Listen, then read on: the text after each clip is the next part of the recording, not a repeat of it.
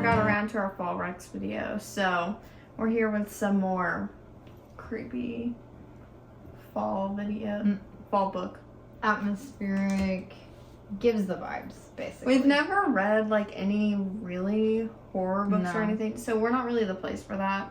I do want to try some Stephen King this year, but nothing crazy.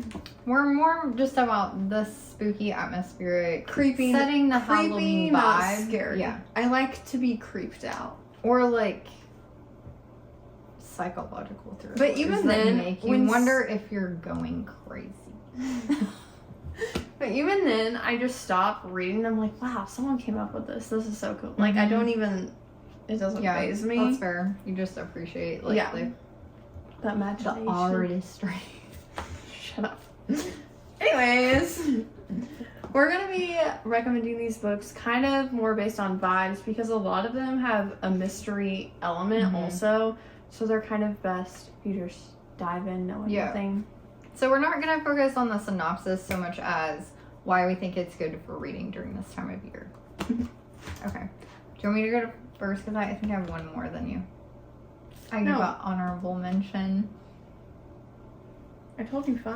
Oh no, I forgot one. What I'm going to talk about is just an honorable mention because I just started this. I'm only about 50 pages in, but I just wanted to talk about it because it gives the vibes of the Halloween season, and that is mainly because this book is about a girl who is a grave digger and her family's livelihood depends on her digging graves for a living. That's how they make their money. And she has recently found out that the bodies that she's buried are coming back to life, and they're called bone houses. So she's kind of like left to figure out this problem because it seems to come from a curse that's kind of plaguing their town. So we have the grave digger vibe, we have the dead bodies coming back to life, she has to hunt them. So it's just overall kind of like a dark, kind of like grim, like Brothers Grimm vibe, kind of like old fairy tale vibe. But I'm really enjoying it so far, and it's a very easy read. There's not a ton of world building, so if you're looking for something that's just a good solid atmospheric vibe, I think this would be worth checking out. And yeah, I was gonna say something else, but it doesn't matter. Okay.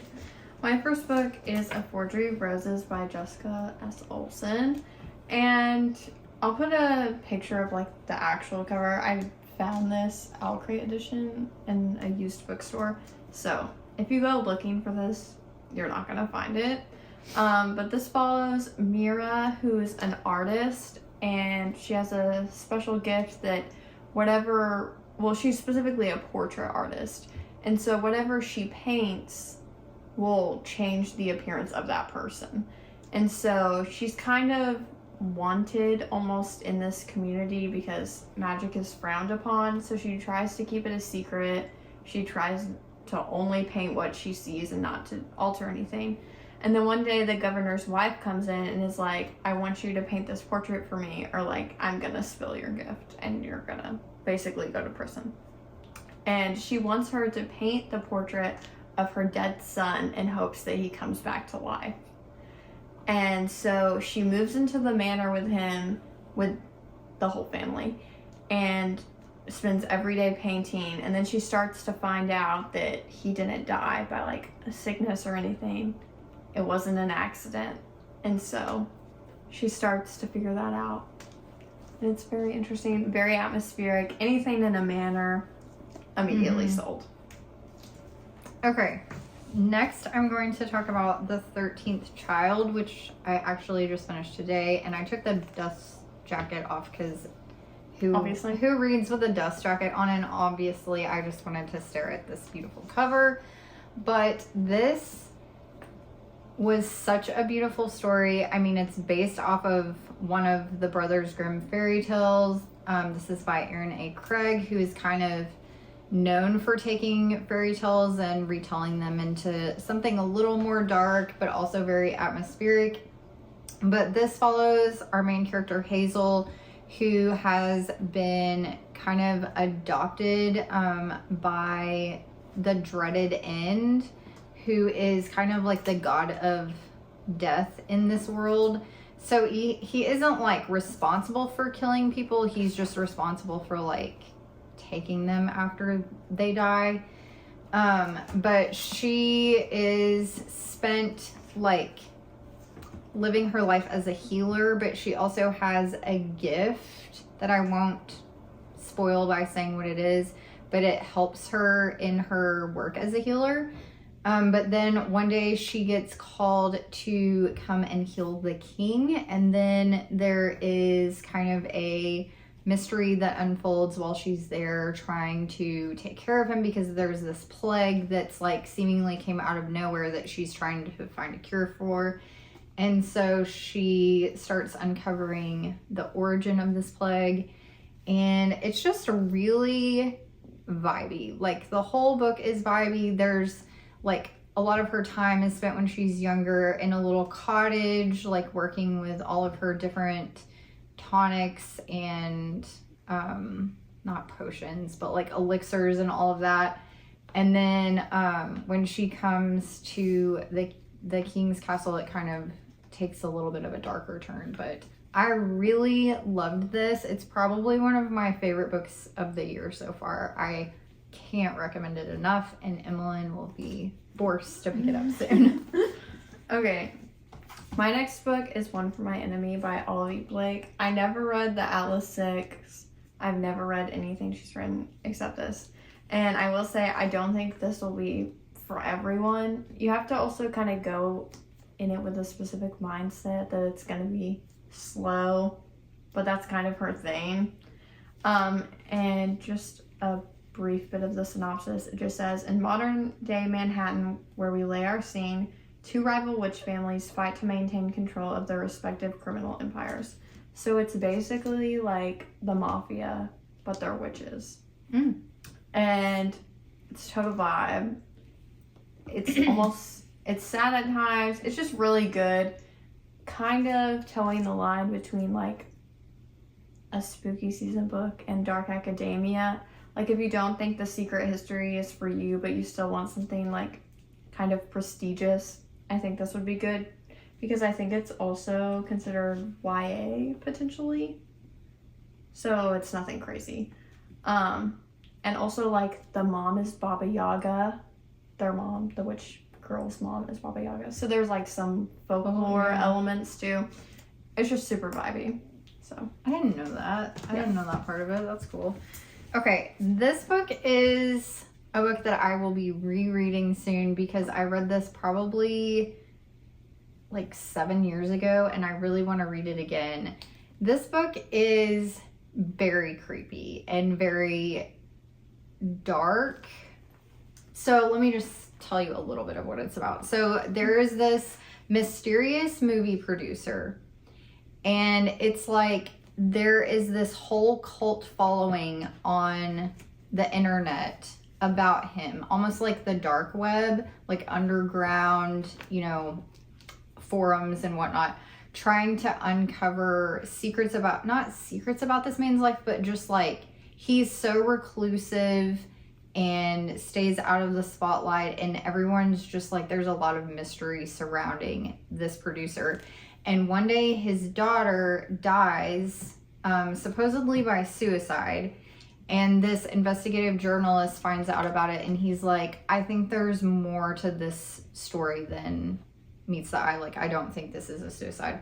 So he takes like a total deep dive, like immersing himself into this investigation of not just her death, but also the director as well. And it's just very interesting. It's not like anything I've ever read before. It has like forum postings that people have made with pictures, and they find pictures and are like, look, there he is, like, what do we think he's really doing in this? And it's just very, very dark. And then we find our investigator journalist getting in a little over his head towards the end. But this is probably one of the most suspenseful books I've ever read. And again, I've never read anything remotely like it. So I highly recommend this. I know Marisha Pessel is also about to come out with another book, I think next month, so I'll be really interested to pick that up as well, but you should check out Night Film. Okay, my next book You should check out that. is my favorite Erin A. Craig book, which is Small Favors. I recommend this for every season. It takes place in the span of an entire year. So instead of part 1, part 2, it's spring, summer, fall, winter, which I think also shows like her ability to write such atmospheric writing because she's constantly changing the setting. But this follows Ellery Downing, and this gives Major the Village vibes, which everybody knows I love. Honorable mention also surrounding the village is A History of Wild Places by Shay Earnshaw. I tried to limit myself for the video, but that one's good too. But she's in this very isolated community waiting for something to happen. Something bad happens. This is also a loose Rumpelstiltskin retelling. It's just so good. It's very, very eerie. Like if I could describe one word, it would definitely be that. Eerie and atmospheric. It doesn't, the cover doesn't give that, but I promise this is the perfect book to read right now. Okay, this book, I'm not gonna go into a huge overview of the synopsis because this book I think you should really just go in blindly, not knowing a lot. But the reason I picked this book is because our main character works at her mother's tea shop that she inherited from her after she did pass away, I think. Yeah. I think so. And they make like herbal teas and tonics and elixirs and things like that. So it's kind of like an apothecary type store, but they also do tea leaf readings. So she's not really like known as a witch, but it's kind of giving the same vibe. But there is a murder that occurred to her best friend when she was younger, and it kind of caused a rift between her and really the love of her life, whose name is August. And so he leaves the small little island town where she lives, and something happens and he ends up having to come back. And so it's about what happens when he comes back and the repercussions of him coming back. I cannot believe I haven't reread that. And now I want to literally right now. Adrienne Young is like an an autobi author, an automatic 5-star. Like I'll rate her book 5 stars when it comes out, even if I haven't read it. You know, it's like she is that to me. Well, you need to read all of them. You still have some missing. What? YA books. Oh yeah, I do. But I've read all of her adult books. 4 now. books left. There's 4 books within the Fable Oh, world. the Fable World. Yes, you're right.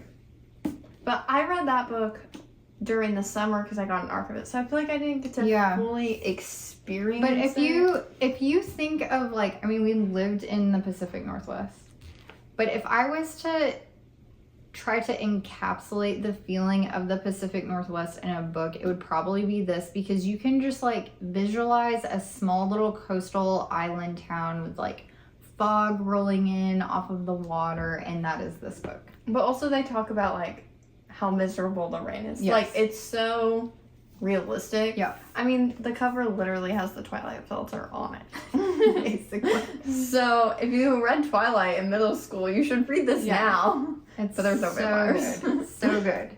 And it has like a little bit of everything. It has the atmosphere, ending is it has mystery, suspense. It has it all. And it's not very long. Like not. it's just It's a little over 300 pages. she doesn't miss. Okay, my next book is digital, and that is Small Favors by Catherine Arden. This Not is Small Favors. I wrote it down as Small Favors, and then I had to erase it. Small Spaces by Catherine Arden. Yeah. And this is just about a group of kids that are going on a field trip to a corn maze. Some creepy things happen while they're like in the school bus on the way to the corn maze, once they get to the corn maze. And so if you want to kind of experience that like horror feeling, but like toned down, I think there's some pretty creepy middle grade books that I'm like, should this even be middle grade? Like, if I picked this up when I was like 8, I'd be scared. Which I know middle grade is kind of a range, but I was definitely reading middle grade books when I was young. So don't diminish it because it's middle grade. It's also short. So if you're like on a trip or something and you just want to read one book in one sitting, there you go. Ultimate vibes. There you go. And it is a series. And I haven't finished the series, but everyone that has that I know of really likes it. So there's 4 books, which probably equals like 1 adult book. So it's a good time. Okay, this next book I'm going to talk about is The Only One Left by Riley Sager. This was the first Riley Sager book I ever read, and so I kind of feel like it set the bar really high for me. Yeah. But this book takes place, I think, in the 80s. So there's that vibe if that's your thing. Stranger Things fans. Yes.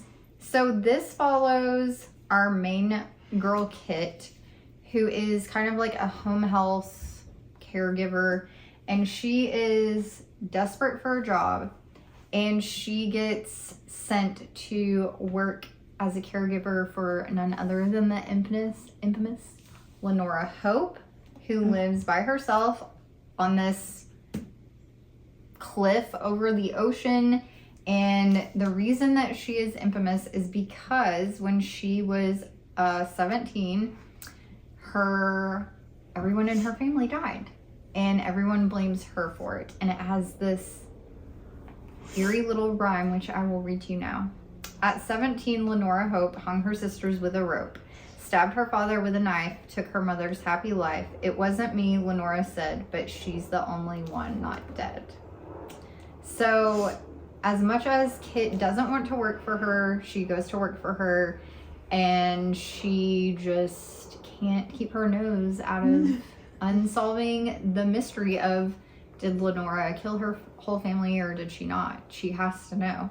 So this is about her finding out, and this house is literally decrepit and it's falling off in pieces all throughout the story. So that adds to the vibes because it almost makes it feel like the house is like alive and rebelling against like the mystery being let's go in this room and look for a clue. Other rooms in the ocean. Yeah, like, oh, there it went. There it goes. So I don't know. This is a really good book. Like, I just want to read all of these. I could not put this down. Didn't we read this like back to back? I think.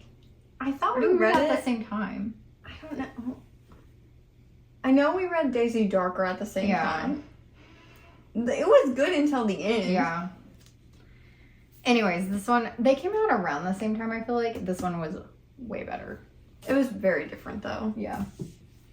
Okay. Okay, my next one. Okay, I remember. Spells for Lost Things by Jenna Evans Welch. And, Which I want to read this too. This technically takes place during the summer, but you would never know. Never know. And this follows a girl whose name I can't remember, even though I just said that I want to. Just say our main girl. That's what Willow. I knew it was a cute name. And her absent mother sends her off to Salem, Massachusetts to stay with 2 of her aunts while she also handles the affairs of her aunt that just passed away. And she has a house there. So she's like, I guess getting it ready to sell. But I'm like, you're a child. Like, how is this happening? Well, she's not a complete child. She's a teenager. But I'm like, this feels sad. Like, why are you responsible? Anyways, she meets this boy named Mason. They start to find things out about her aunt as they're going through the house. Starts figuring out that, like, witches are real. That her aunts are witches. It's just a good time. Super cute. I would almost say it gives, like, a Hocus Pocus Halloween Town vibes. Just because it's younger kids just walking around town, and that's the entire setting of the book, and it's literally in Salem, so like you have to read it. Yeah, vibey. Okay, last I'm gonna talk about is Heartless Hunter. This book was like a surprisingly good time. I didn't think I was gonna like this as much as I did, but it follows our main girl, Rune, who is a witch in a kingdom that hunts and kills witches. So she basically lives her life as like this elite socialite, going to all these balls and parties and whatever. But at night, she's actually sort of like a vigilante rescuing other witches who are at risk of getting caught and killed. So she is living her socialite life, and she ends up meeting a guy named Gideon, who is like the head witch hunter for the king.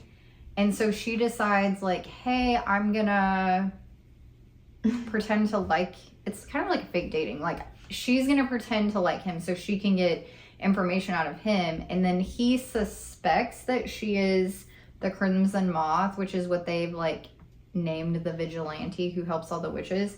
And so he pretends to date her. So there's a lot of like deception going on. So it's like Regency vibes. If you like that, that's included in this. There's the witch element, the witch hunter element. There's romance, there's fake dating, there's a mystery element. It has everything. This book has everything. And I can't wait for the sequel. I think the sequel comes out in February or something. I think so. But I highly recommend this. If you're wanting something that gives like a little bit of witchy vibes and you really like Bridgerton, Regency type things, it's the perfect marriage. Okay, well, those are all our recommendations. Read them all. Love them all. Let us know if you've read any of these. Yes. And if you have, let us know if there's anything similar. yes. Let us know, yeah. Make recommendations based off of these. Specifically, spells for forgetting. I need Like that, but a more fall. anything. Yeah. Anything. Oh, spells for forgetting, yeah. Yes. Anything similar. It is the best. If I was to say one, If you had that one thing would- to take away. yes, from that can be your one takeaway. Just read Spells for Forgetting.